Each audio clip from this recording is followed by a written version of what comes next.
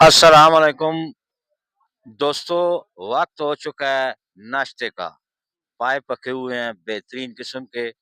रात से यहाँ पर अभी तक बारिश जो है वो लगी हुई है, बरस रही है, जिसकी वजह से काफ़ी ठंड हो गई है। ये मैंने स्वेटर अपना पहन लिया है, काफ़ी ज़्यादा ठंड है। और नाश्ते के अलावा क्या एक्टिविटी हो सारी भी आपको हम बताएँगे। अभी हमने नाश्ते के बाद सिरी पाए एक एरिया है, वहाँ पर जाना है, बहुत खूबसूरत एरिया है, वो भी आपको दिखाएँगे। आज दूसरा दिन है हमारे टूर का, 3 दिन का ये टूर है। कल भी एक और बेहतरीन जगह पर जाना है, वो जगह भी आपको आपको ज़रूर देखनी चाहिए, देखने के काबिल होगी। तो अब आपको आज का जो नाश्ते का प्रोग्राम है उसकी सारी डिटेल भी बताते हैं। नाश्ता जनाब तैयार हो गया, ज़बरदस्त किस्म ना। थोड़ी सी गपशप भी करने हैं जनाब आली। आज जनाब मलिक साहब पहले तो दस होना मौसम कितना ठंडा होया, कोट भी पाया ने। मौसम चला गया जी 15-16 टेंपरेचर ते बड़ी ठंड होगी। वो तो राती है हुण कुछ ज्यादा घट पे लगता है। नहीं हुण नाश्ते ने टाइम थोड़ा बेहतर हो गया, जिस वेले असं उठे हैं उस वेले ज्यादा ठंड सी। ठंड है हो सकना 13-14 हो।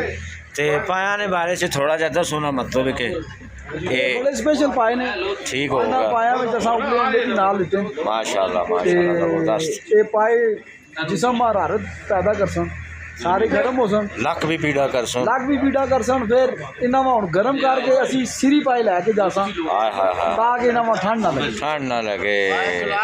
सिरी पाए लेके भी जाता, हाँ सिर्फ पाए नहीं खिलाने, सिरी पाए लैके भी जासां। लेके भी जाता और पाए का स्वाद आ रहा है, मेरे से चस आ रही है। चास आ गई है, रोले भी ना हुआ। ऐसे रख चेक करो। हाँ मैं खा ली जबरदस्त। हाँ चेक कराओ, ये चेक करो। ओए होए सही गले पे ले आने जनाब आली। जुड़े नहीं आए आ गया जी, बस वो फिर अपना आप घाटा कीता, जुल्म कीता अपने नाल। ये चीज़ें बस। बोलने लिए नहीं समझते। देखो ये रोज रोज नहीं मौका आना ने। ये देखो कैसे गले हैं, देखो। वो तो तको ना मौसम भी इसने मुताबिक हो गया, पाया ने मुताबिक। क्या हो जी, सुनो क्या हाल चाल ने? खा रहे हो, ज्यादा मेहनती नजर पे आने हो।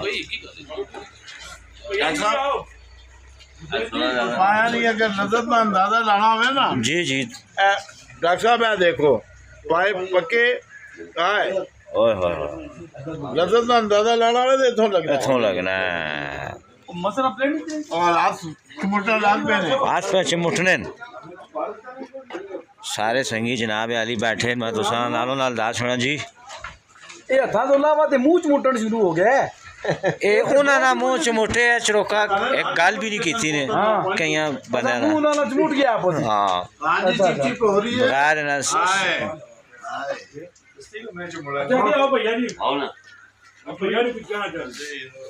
क्या जी सुनाओ जी क्या हाल चाल है? हजर तक ना ठीक हो जी, वालो ना खैरियत है? क्या जाए नाश्ता जी मैं कहना जी जबरदस्त जबरदस्त हो गया काम। और नाल नाश्ता कर दूँ मौसम ने नाल बड़ा मैच पे करना ने नाश्ता। बहुत ज्यादा।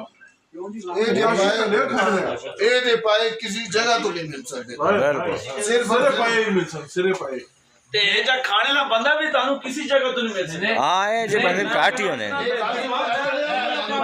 कोई नहीं दिमाग खाना ला ये सारा कमाल जेड़ा ना नाल जी। अच्छा तुसा मैं एक और गल दसा, ये सारे फैन ऑफ अदनान होने सारे, ये जितने ने सारे संगी ने इन्हें सारे जोड़ के भी नहीं रखे है माशाल्लाह, और बहुत मेहनत करने नु। हाँ जी लियाओ, दसो क्या चीज़ें ने।